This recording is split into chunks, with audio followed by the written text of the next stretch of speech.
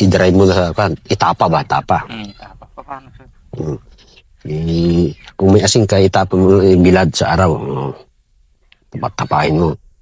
Isang pamaraan din, kung hindi naayon yung panahon na tag-ulan, kuha ka ng container, sako o whatever na paglagyanan mo, dito sa malalim na tubig na hindi umaagos, malamig yun, ilagay mo siya sa ilalim. Mag-preserve din yun, hindi siya masisira.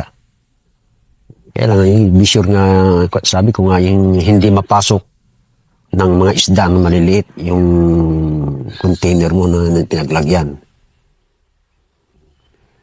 Ilagay lang nila, tapos ibitin, tinuhog na ganyan, binibitin sa init. Sa may, hindi ba yung... Pwede rin sa magpausok ka. Kung hindi walang init, pausokan mo lang yun. Di ba doon sa pinag-isaingan nila? Doon lang, tumutulong yung mantika niya. Kasi yun, sa usok, hindi rin maglapit yung langaw. Ano yan. Kaya kung... Ano katagal, sir, maano yung tapa? Yung tag nila, kahit na isang buwan, nakabitin lang dyan sa mga usok. Manghiwa lang sila. Pwede na naman. Isahog sa gulay. Take time, matagal yan. Kahit taon yan pag palaging nakabitin sa may usok. Matagal. Palaging may usok naman.